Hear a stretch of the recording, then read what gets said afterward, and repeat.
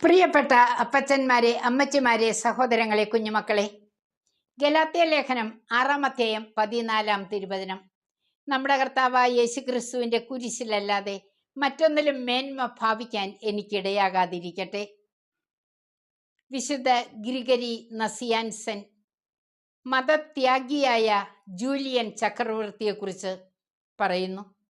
അദ്ദേഹം ഭാവി അറിയുവാൻ ധാരാളം മന്ത്രവാദികളെയും ആഭിചാര പ്രവൃത്തി ചെയ്യുന്നവരെയും വിളിച്ചു വരുത്തി. എന്നാൽ ആർക്കും അത് കഴിഞ്ഞില്ല. അവസാനം ഒരു മന്ത്രവാദി എത്തി. ദുരാത്മാക്കളെ കൊണ്ട് ഭാവി പറയിക്കാമെന്ന് ഏറ്റു. സന്തോഷമായി.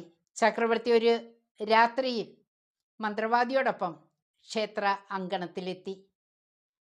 ആഭിചാര കർമ്മങ്ങളിലൂടെയും മന്ത്രങ്ങളിലൂടെയും ധാരാളം ദുരാത്മാക്കൾ പാഞ്ഞെത്തി. ചക്രവർത്തി ഭയന്ന് വിറച്ച് കുരിശടയാളം വരച്ചതോടുകൂടി അവയെല്ലാം അപ്രത്യക്ഷമായി. സ്നേഹമുള്ളവരെ, കുരിശ് രക്ഷയുടെ അടയാളമാണ്.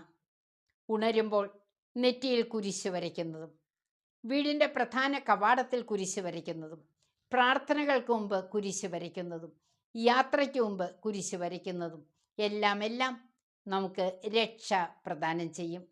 കുരിശിൻ്റെ ശക്തി മനസ്സിലാക്കുവാൻ ഈ സന്ദേശം സഹായകമാകട്ടെ.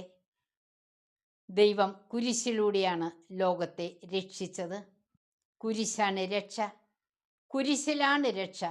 അതുകൊണ്ട് തന്നെ കുരിശിനെ നമുക്ക് ശിരസ് നമിച്ച് ദൈവ സന്നിധിയിൽ സമർപ്പിച്ചുകൊണ്ട് ജീവിതം തുടരാം.